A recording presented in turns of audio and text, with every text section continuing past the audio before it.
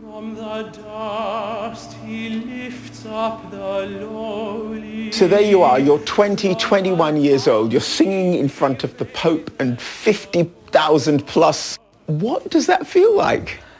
It's pretty daunting. There is this moment where you can see this bit of panic in my eyes. But what I found amazing about it was it was a responsorial psalm, so people were singing back. Praise the Lord who raises the poor.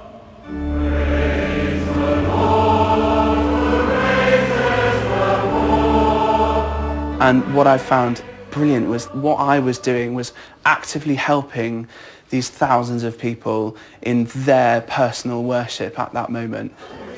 We've brought Matthew back to Bluecoat School for a special performance and for a reunion with Philip Formstone, who has run the choir for the past 38 years. Philip believes that winning the competition changed the pupils' perception of being in a choir. I don't know if cool is still a cool word to use. It's quite cool to be in a school choir, and that's really is very good that people are allowed to be themselves, and it's okay to take part in singing activities. I don't think about the maths lessons or the science lessons I had at school. I think about the Songs of Praise School Choir of the Year competition, because we were all friends, and lots of us are still friends even now. Recreating the spirit of 2008, let's now hear Matthew singing with today's Bluecoat School Choir, this beautiful setting of Psalm 23 in its original Hebrew. Adonai roi lo exal binot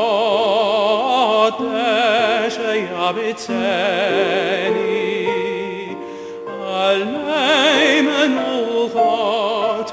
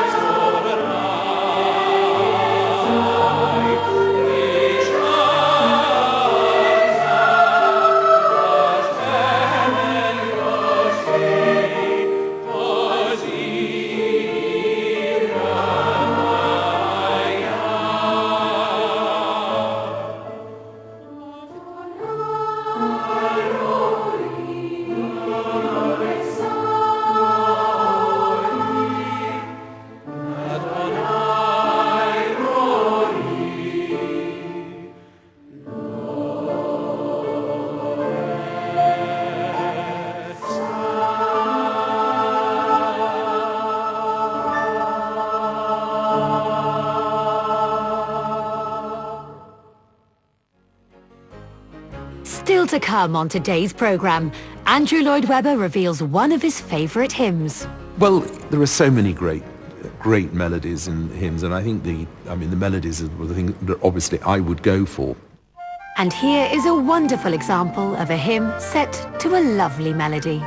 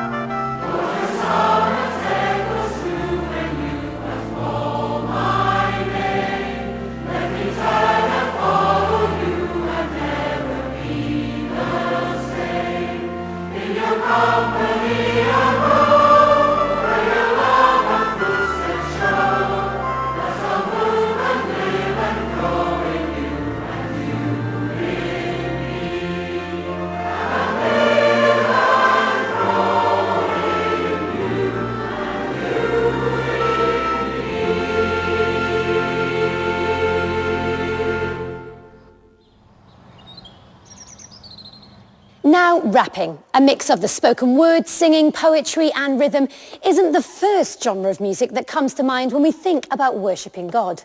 But Mark Pawson, also known as MP3, uses rap as the most effective way to convey his message of faith. And it's in Glasgow where that message is hitting home. I'm MP3 and I'm a Christian rapper. What you looking at? You looking at a brother that saved, continuous praise. I live for his name, you'll speak about.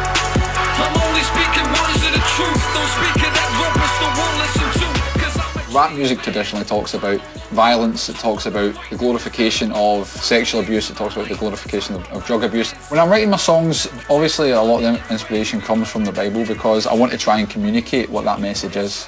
Like the message of the gospel, the message of Jesus, and I want to communicate that to young guys and girls. That the Father up in heaven all he wants to do is bless you, all he wants to do is love you. Like a family you belong to the Father up in heaven. So I put it in a song and I say it with a rhyme and I hope that you can see.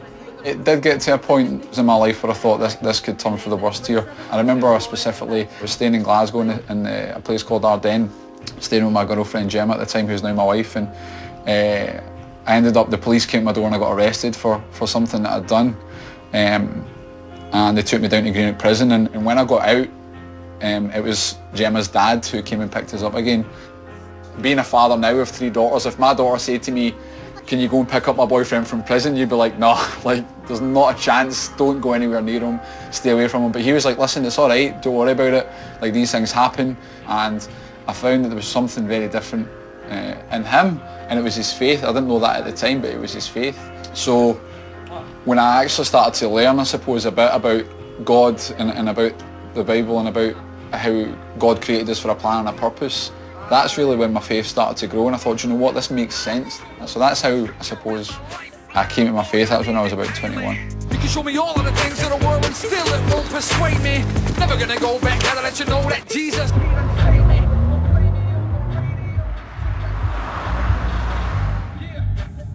So today I'm going to Shotts Prison just to meet some of the inmates and share a bit of my story and do some music as well. I don't care if you ain't heard of me, I'm trying to make them known. You can join me on a journey out. Well, we invite Mark in because his life speaks of transformation. It speaks of the change that Christ can make in your life. How you doing, all right? All right. Keep your head down. Trying your best. And he speaks to the guys in a way that I can't, and because he uses rap, it's a different culture, and it appeals to guys who wouldn't normally come to church. What you looking at? Man, you're looking at a brother that saved, continuous praise. I live for his name. Some of these guys are just in their stories are just the wrong place at the wrong time. I mean, I've received letters from some of the prisoners just saying like how much of an impact it's made in their life. I thought, why is this message not being heard by people? Like, how is this passing by so many people? Because it makes so much sense. The message is hope, is that God in heaven loves you, you're designed with a purpose, God's son Jesus died for you, and yeah, just hold on to that and the joy that it brings.